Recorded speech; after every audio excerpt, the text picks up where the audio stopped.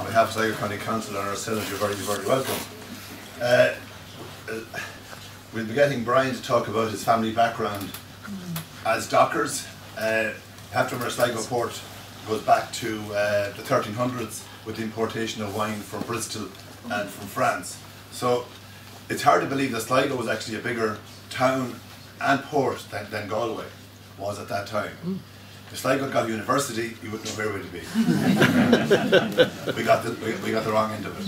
But there's been trade going on in Sligo port since the 1300s, and possibly that was up where it is now the apartment block at Swan Point at the Glass House. That was medieval.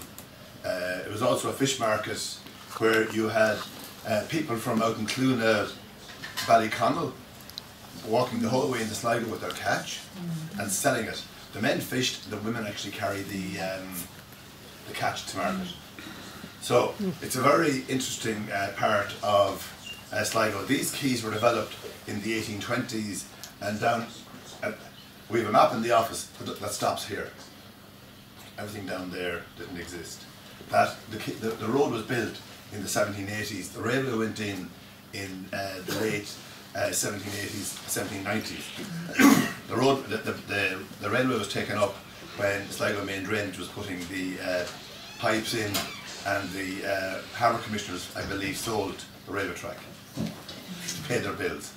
So I'll ask Brian to talk about his family background and his family connection to Port Sligo. Not as bad this time.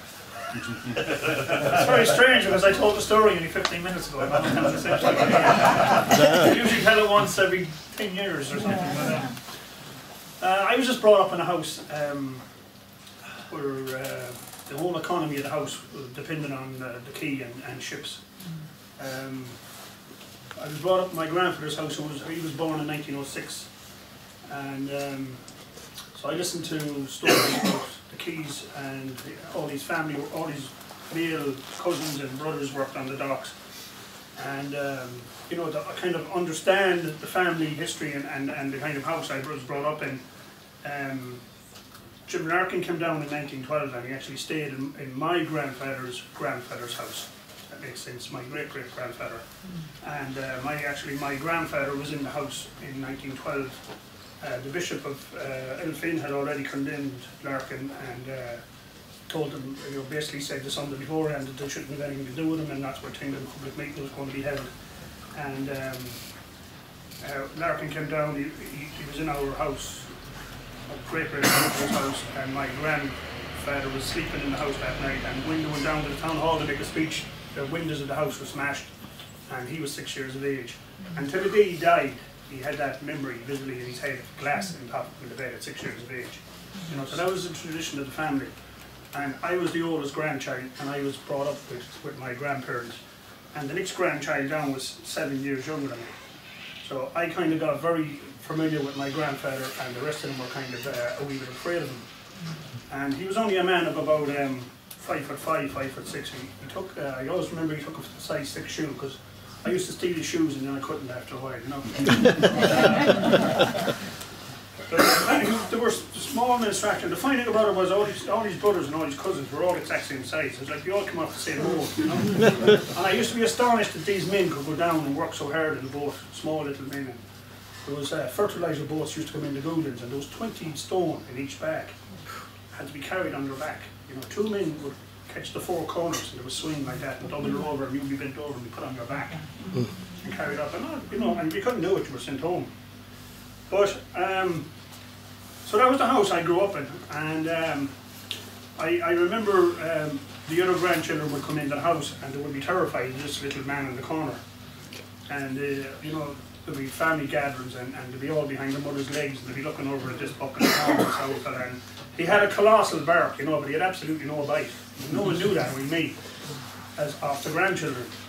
And they would get brave after 20 minutes, and he'd be falling asleep over at the fire, and they'd start coming out in the middle of the floor, you know. And my party piece used to be, I used to get killed for it, but I used to go over and I used to be whisper in the grandfather's ear, "Who broke your windows in 1912, Jack?" And Jack used to be at the table with his face. "The Knights of Common Banis, the bastards." And had a guy in the radio one day telling me that the night the Conneely weren't formed until 1915. My answer back was, well, the guys that broke the windows in 1912 joined the 1915. But that was the house I grew up in, and the whole economy of my young life growing up. And I didn't understand a stable wage coming into a house. There was either nothing in the house or there was everything. You know, the boat arrived, there was everything, and if there was no boat for a couple of days or a week or 2 weeks, there was nothing. You know, and that's the way we were reared. And my grandmother had a great saying, you'll never be hungry on a full moon. You know, it'll be a long time. I was an adult before I realised what she was talking about. And any time there was a full moon, there was a high tide, and there was a ship. So you never get hungry on a full moon. And so that was the kind of situation I grew up in. And I remember when I was about 8, 9 or 10 going down to PJ Coleman's windows, and I was looking in the window, and there was a lovely 3-speed blue bike in the window with £16.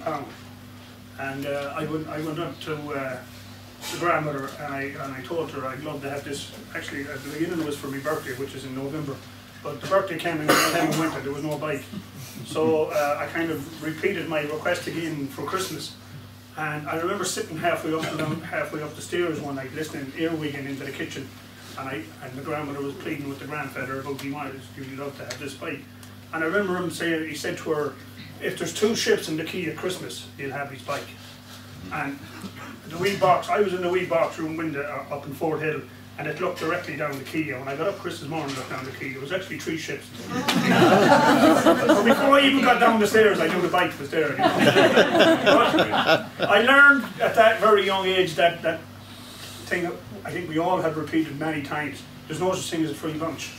And I learned that time there was no such thing as a free lunch. Because what happened with boats, particularly Polish coal boats, was that we'd know they're coming next week or in a few days' time, but they'd never know exactly which tide they would arrive on or which day they would arrive on. But there'd be a great anticipation because there's a boat coming and there's money coming, you know. An English boat that might be a day or 2 out, but a Polish boat that could be 2 or 3 days out, and they're reckoning when the ship is going to arrive. And about the second or third week of January with my new bike, I remember coming down the stairs on a Sunday morning, and my grandfather said to my grandmother, it was about 10 in the morning, he said there's no Polish boat in on that tide. So obviously the tide was 9 o'clock or something, and an hour had passed and there was no boat in the quay.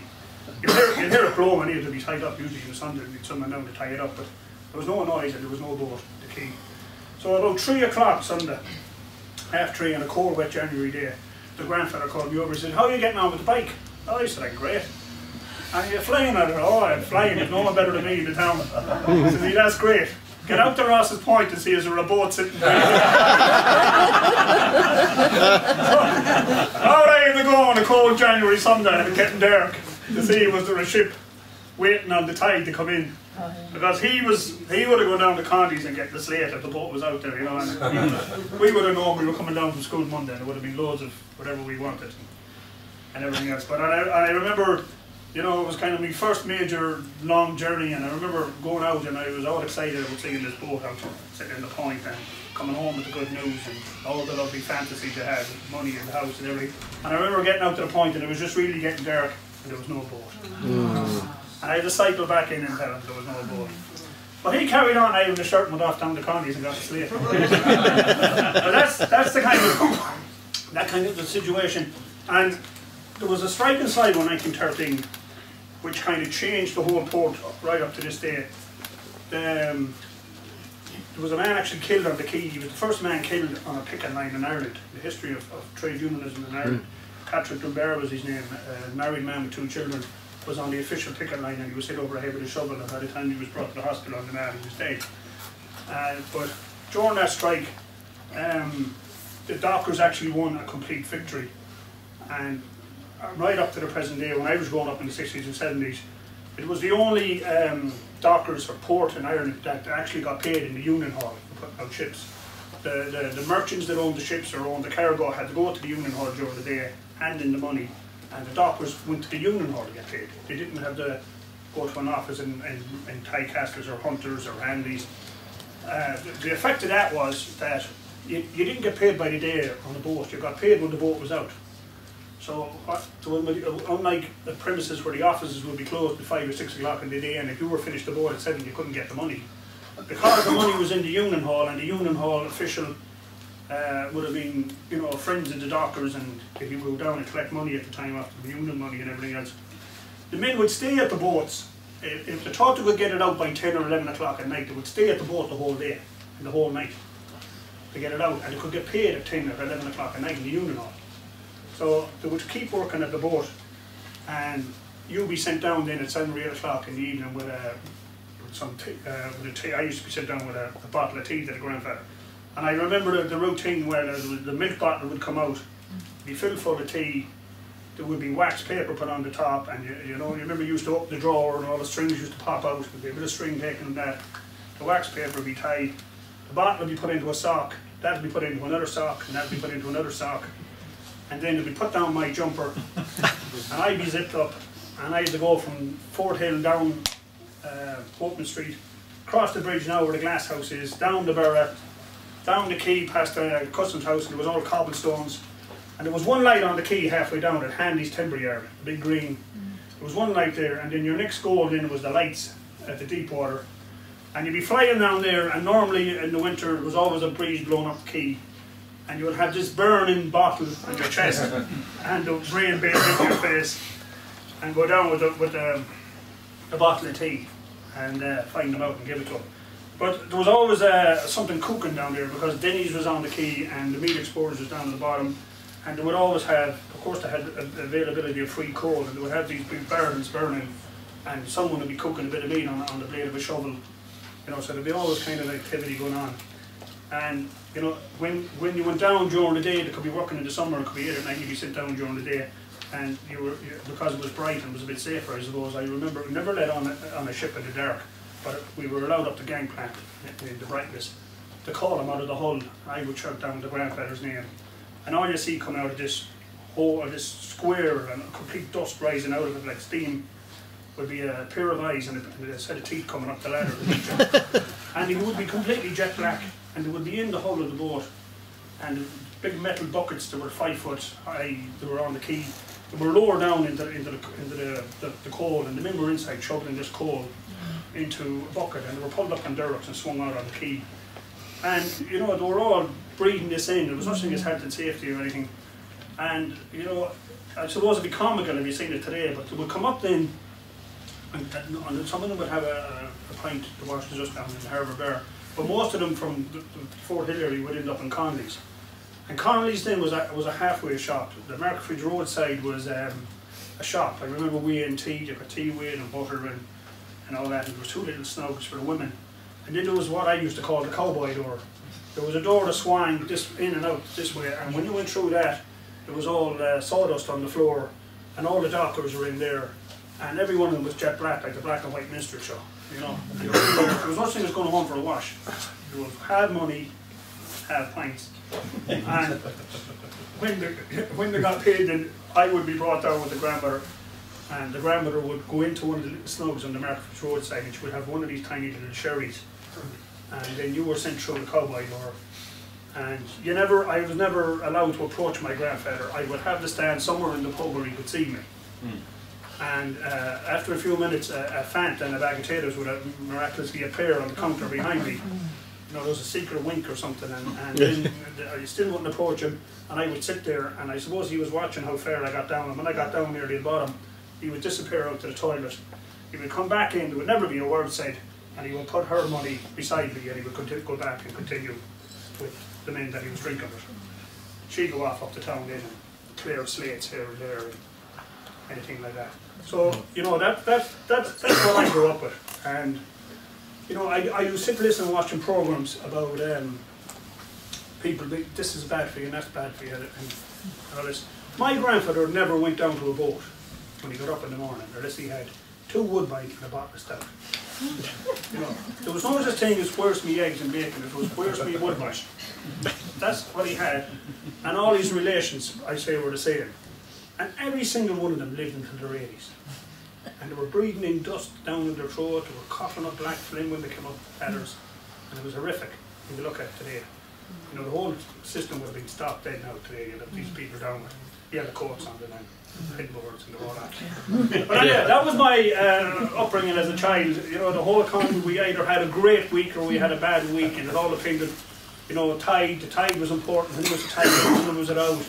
How many boats was in the quay? There was no boat.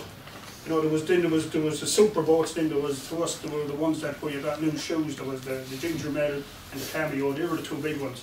You know, you'd be coming down the lane in the hill and you'd hear one woman running across the road to the other one. The ginger mel is up. You know, that was the whole place was lifted because there was more money on this boat than there was any other boat because we carried more cargo and you got paid by the cargo and what tonnage it was. So that was my story and that was the upbringing I had. Thank you very much.